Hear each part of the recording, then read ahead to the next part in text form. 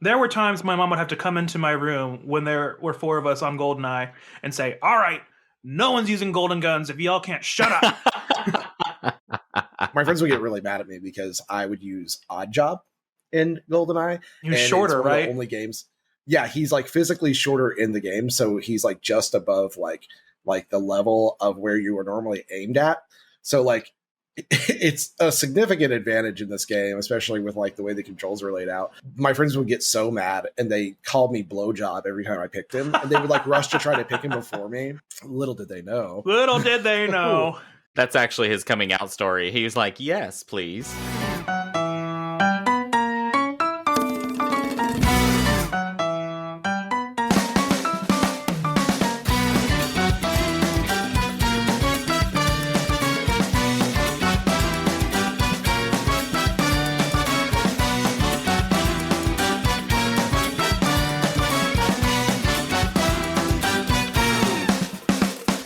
And welcome back to episode 4.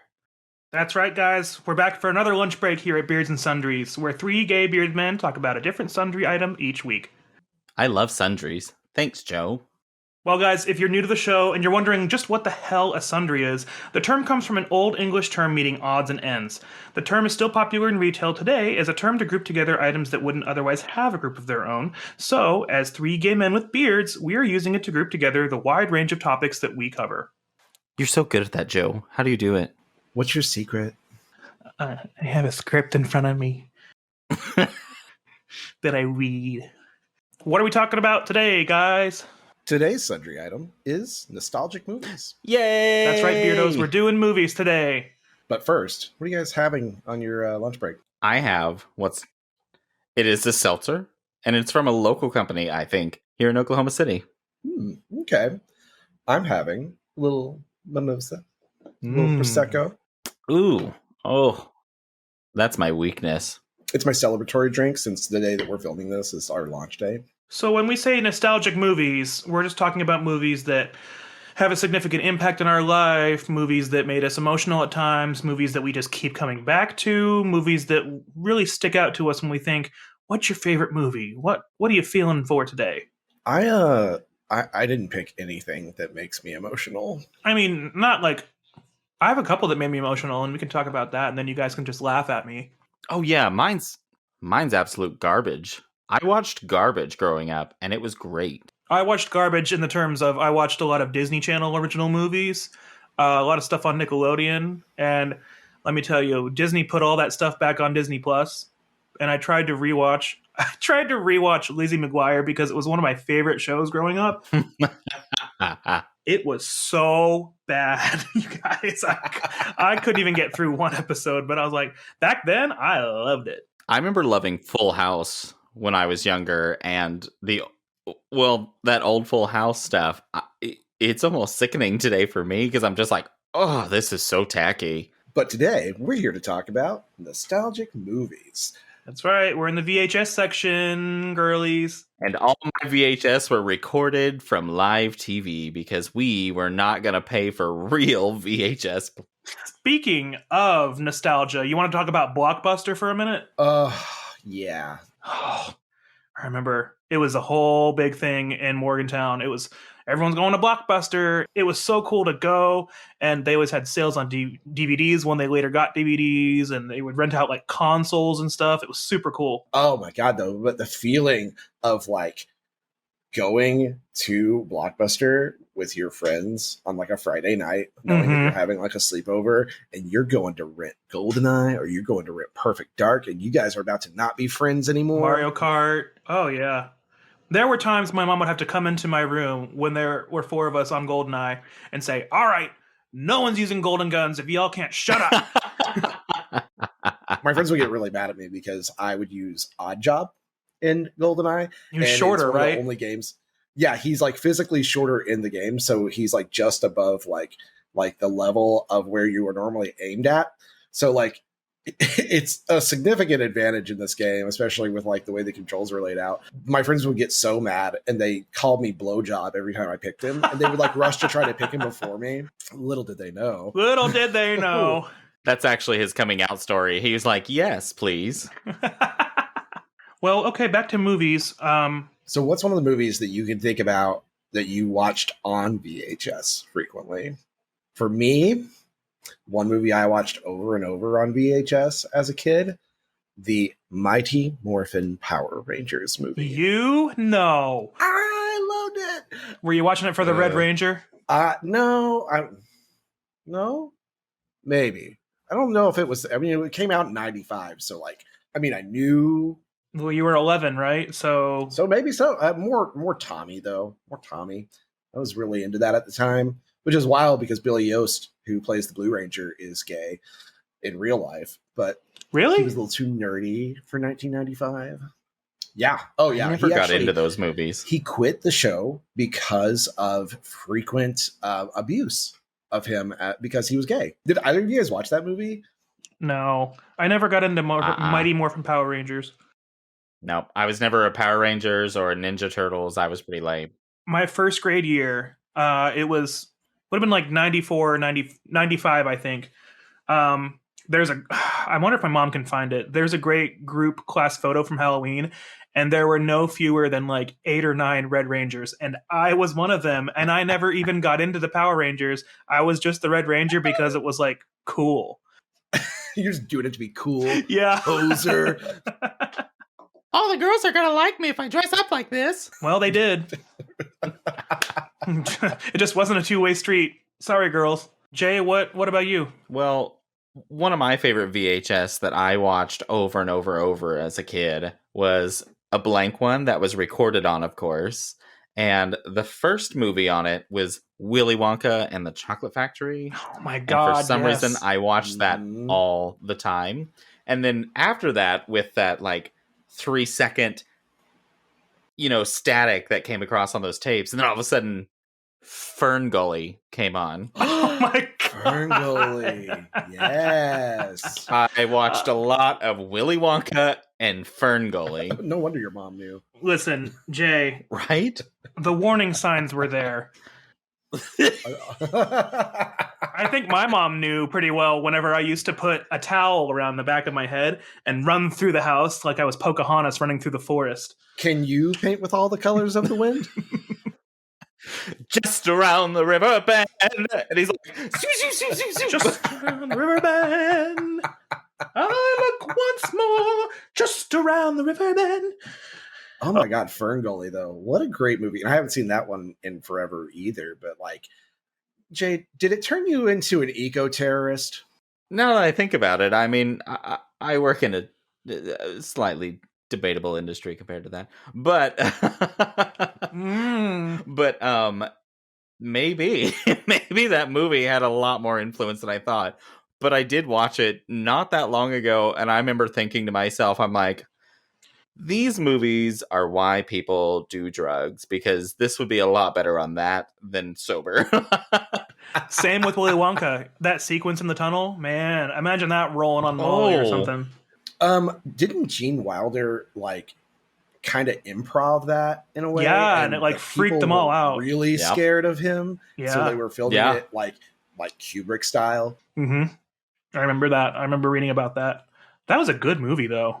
At the end, you stole fizzy lifting drinks. You stole everlasting gobstoppers. You lose. You get nothing. Nothing. Good day, sir. And then he puts the gobstopper down and leaves, and Willie's like, you know what? Maybe I was being a little emotional. You actually get the entire fucking factory.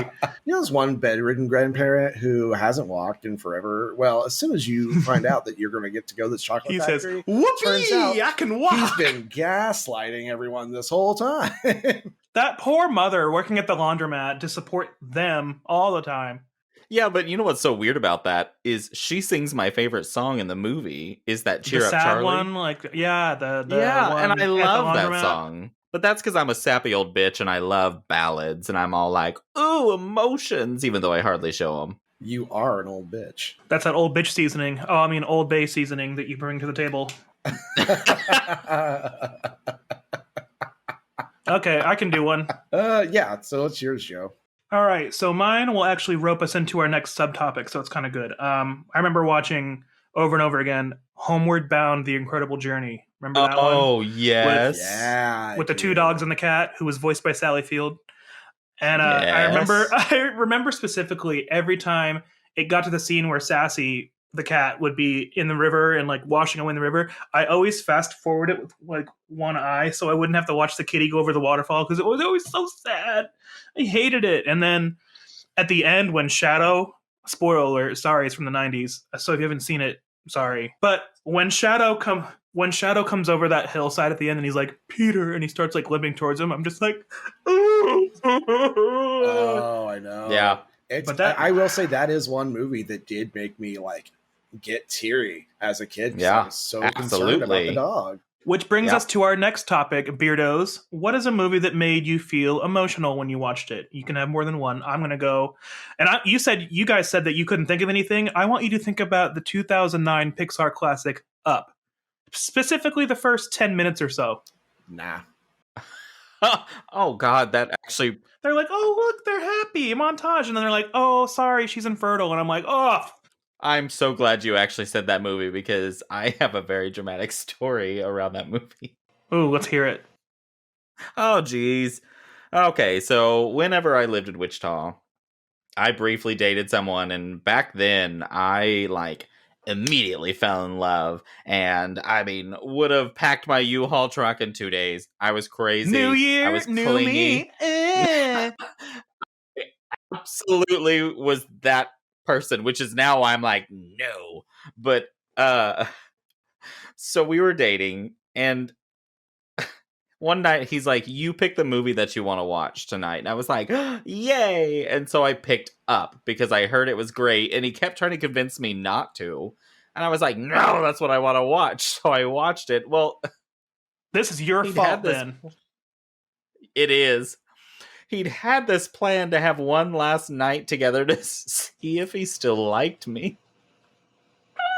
Oh, no. So? And I picked this movie, we watched it, and then the next day he breaks up with me. What? Oh, no. What? How did I never know this? I apparently I pushed it out of my brain, but now looking back, it's so hilarious, and Oh that my is God. my that is my new coming out cringe story. I am adding it to the list.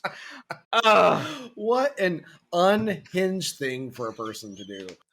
Oh, right. I mean, I think he wanted one last night together to be like, oh, I'm gonna miss this, and then I'll break up with you tomorrow. And I'm like, what the fuck? He said, ta-ta. He took his pile of balloons and left. I can think of one. Click, starring Adam Sandler and Kate Beckinsale. Remember that one where he has the remote to go forward in time? The part that made me sad unexpectedly was the part where he's dying in the street on the night of his daughter's wedding, and they had just danced on the dance floor to their love song together because he had been divorced from his wife, but then they had one last dance on the dance floor, and then he suffers a heart attack, and he tries to run after something in the street, and then he falls on the ground, and it's pouring rain, and his daughter and his son and his wife, who's Kate Beckinsale, she killed this role, by the way, come up around him and saying his last words, family comes first, don't ever squander your time. And then there's this one shot where she turns after they've spoken, and she's like, and I probably butchered that face, but she turns and she has tears in her eyes, but so she turns and she's like,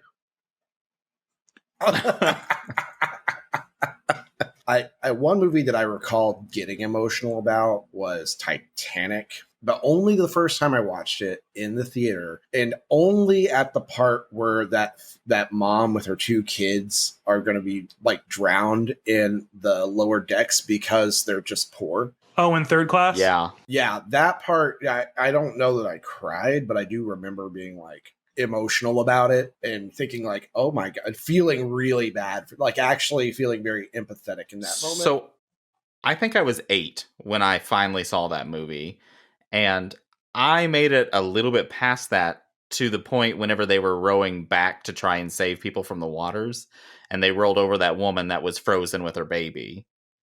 Oh, yeah. And that is where I bawled. And then Mom was like, I shouldn't let you watch this. Also, The Notebook made me emotional the first time I watched it. Oh, you're one of those? Yeah. Embarrassing. It's not embarrassing. It's a very emotional movie from what I've been told. I've never watched it. That's the one with Ryan Gosling and Rachel McAdams, right? And then they're like in the rainstorm and he's like, I love every part of you and blah, blah, blah. And then they like kiss in the rain, right? Why didn't you write me? And she's like, I did. Every day for a year. What is a movie that you like that you're kind of nostalgic about that might be a little cringe to other people? Perfect. I got one. Ready? Yeah. It is She-Devil. I love that movie with a passion. Roseanne, Meryl Streep. What is his name? Here's that Meryl Streep again, Jay. Something. She's there, and I love that movie. Even today, it's tacky. Love it. Hang on. I gotta remind myself what She-Devil is. It's a movie in 1989. Give us the premise. Oh, okay. Well, spoilers. Basically, Roseanne is Bob's wife, and Bob is a big old cheater. And Roseanne's all this humble housewife, and she's like, "Oh no!" Well, Bob cheats on her with Meryl. Racist notes in her notebook because Twitter. Yes. Well, her husband Bob cheats on her with Meryl, who is a famous love author, a romance novelist, and he leaves her and says Roseanne's crazy, and so then she wants revenge on him, and basically the movie is her getting revenge on her ex-husband, and she does a fantastic job. Nice. You love to see it. I mean, it has Meryl Streep. It's worth at least one watch. Meryl, she's great. I love it. I recommend it just for one round at least. What about you, Joe? I probably know all of your cringe rewatch movies because I have to watch you watch them all the time. One of them is one that I like to day drink a lot while I watch when I have a day off, and that would be the classic film Tremors. Oh God. Starring Kevin Bacon. Yeah, remember that? They live in this town in the Nevada desert called it's called Perfection, and it's anything but. And then there's a few cockamamie characters in it, but the general... Don't you call Reba McEntire cockamamie? The general kind of idea of it is that these creatures that can sense vibrations in the ground, they kind of like move like snakes, kind of like big worms, and they graboids is what they're called, and they destroy people by eating them from the ground down, or they even eat like cars and everything. But Kevin Bacon's in it, Reba McEntire is in it, and she's fabulous. One of my favorite things about her character in this is that she's one of the only female characters in town. One of the other female characters is this woman who's kind of she's kind of out there. She's kind of like a hippie. She has a daughter that lives with her, and she makes all this pottery and like art and stuff, and she has to whatever. And I think Heather probably has a kitchen that's just full of like sympathy pottery. And she just keeps getting brought all this horrible arts and crafts, and she's like, "Oh yeah, thank you. I know right where to put it." Man, that movie's great. I love it so much. I wish somebody'd bring me pottery because that's not cheap stuff. So my favorite cringe movie, and Joe already knows this, that people might think I'm cringe for, is the 1996 cult classic, The Craft, with Robin Tunney, Neve Campbell, Veruza Balk, and Rachel True. Wonderful movie. I can watch that movie on repeat all the time, and it's aged pretty well still. Like, it has still really for a 90s paranormal kind of thing. It's a good cult classic now. Yeah, it really is. I mean, it's aged well. And then it had, who was it who played Marsha? What was her name? Christine Taylor. Yeah, she was in it. She was like the main character. She was a bully to Rachel True because she's racist. And then Rachel True's character, who is also Rochelle, not Rachel, Rochelle, cast a spell on her to like make her all of her hair fall out. And so like one day she comes to school and she's wearing a very obvious blonde wig. And she's like, "How are you today, Rochelle?" And she's like, "Fine," and walks past her. Yeah, it was great. And then the scene where they're like walking through like the tables during their lunch break, and they're all like, and Frieza Buck's nipples are just like. So basically, you just described us walking through our cruise ship last time. Yeah, basically. Exactly. Fun fact about this, though, is Robin Tunney came off of filming Empire Records, right onto the craft, and she had shaved her head for Empire Records. So her hair in the craft is a wig the entire time. Robin Tunney? Yeah, Wow. main character. Huh. Yeah. Huh. Yeah, I didn't know that till today. Also, fun fact, to get the effect of bugs and roaches crawling all over Nancy in the end fight scene, they basically did like a green screen model of Fairuza Balk and then filmed roaches crawling on it and then imposed that onto her in the movie. Well, that was a lot of fun facts. Should we go to break so I can go get a drink? And now for a word from our sponsor, Vernacular. Are you tired of your cell service provider's constant broken promises? All the industry jargon, the upselling, the additional fees and services that you never agreed to, it's overwhelming. Well, we here at Vernacular are changing the way service providers do business with you. At Vernacular, we'd like to offer you truly unlimited talk, text, and data on our world-changing 5G network. How much will you pay, you ask? Nothing. That's right, our plans won't take a single dime out of your pocket. Even though we provide the technology of the future, we're taking the way we do business back to the good old days. You'll pay for your cell service with the tried and true method of indentured servitude. We'll provide housing at our fabulous and futuristic campus in the form of dorm bays. That means you'll get to see your coworkers 24/7. We'll also provide food and clothing and hygiene needs. We have on-site doctors and dentists and so much more. You'll never need to leave, which is great because we don't allow that. Yes, by providing us unlimited access to your time and labor, we'll provide you unlimited data on the world's greatest wireless network. No more hidden fees or surprise charges for you, because at Vernacular, you can communicate your way. Vernacular Wireless Network is limited to the Vernacular Wireless Company campus. Food and clothing allotments are predetermined by our chief officer in charge of cost reduction. No central heat or air provided. Sorry, I'm checking the TikTok while we're waiting for Anthony to come back from his very long bathroom break. Loving all this action we've been getting on TikTok, and if you guys aren't following us yet, you're missing out. Okay, we can start without him for this next topic because it's just for the video. How about a movie that was based on a book that made you read the book afterward? I can go first. A really good one that I liked a lot was The Circle. It came out, had Tom Hanks, had Patton Oswalt, and it had Emma Stone. That's probably wrong. Emma Roberts. That's probably wrong. Who's the one from Harry Potter? What is her name? Anthony. Sally Jesse Raphael. Oh my god. Who's the Emma from Harry Potter? Emma Watson. Emma Watson. Watson! And it also has Emma Watson as the main character, May, who gets a new job at this new sprawling complex that is very similar to a company that we all know based out of Cupertino, California. You talking about The Circle? Yes, I am. We just started the next topic, Anthony. We're talking about a movie that was based on a book that you liked so much that you read the book next. And you just started it without me? Yeah, we don't really care about you. Yeah, because you were in it. It's just for a video. You're just going to edit this later. Yeah, but it's not about the video. This is about the principle. This is about being rude. This is the second time. Ooh, do you guys want to play a game? I would love to. Let's do a game. What is this game called, Joe? We're going to call this game Reboot. So everyone's probably aware that a lot of films are getting reboots nowadays. A lot of series are getting a reboot.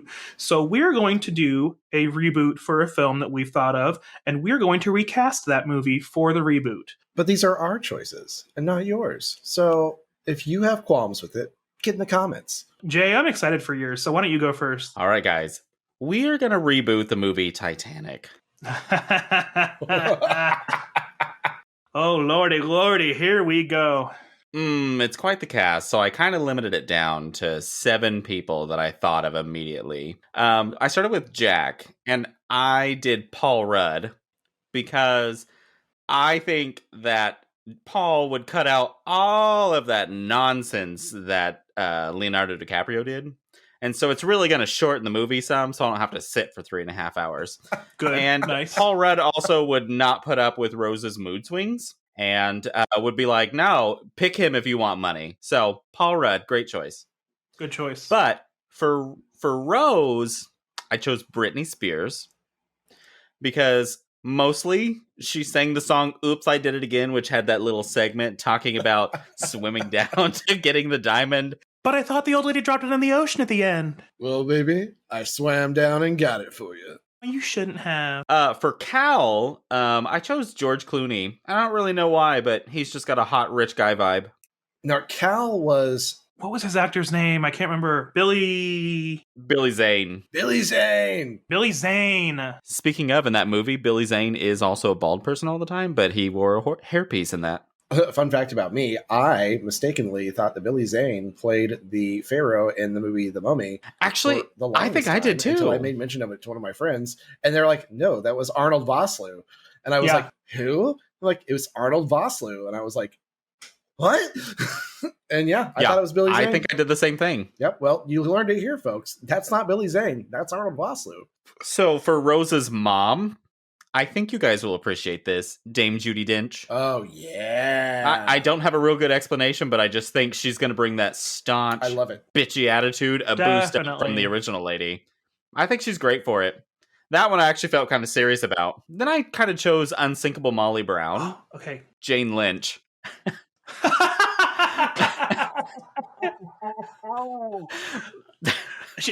But as Sue Sylvester.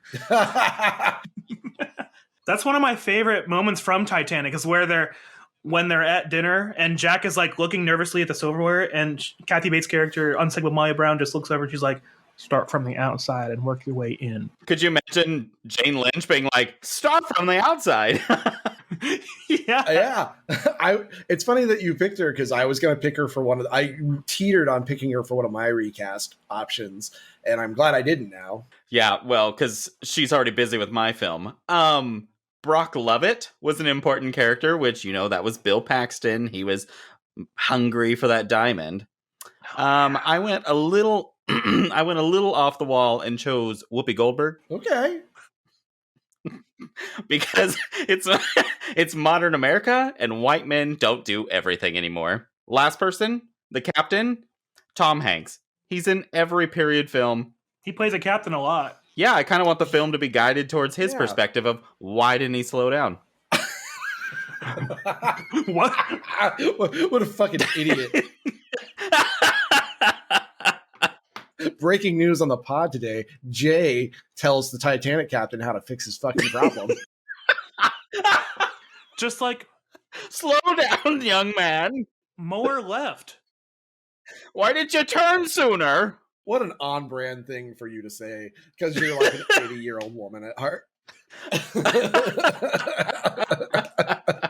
Is that it for your Titanic recast? That is my Titanic recast. I didn't want to go through everyone because that's a big damn list. So, with Paul Rudd not putting up with Rose's shit as much, it won't last as long, so it leaves more room for Tom Hanks' story. We can fit this on one VHS, which means you can buy twice as many copies. It's going to be maxing it out, but damn it, it's going to be one VHS. Also, so the iconic scene in the car where they get steamy and her hand goes like this, instead of that, Brittany just looks up and slowly goes, yeah.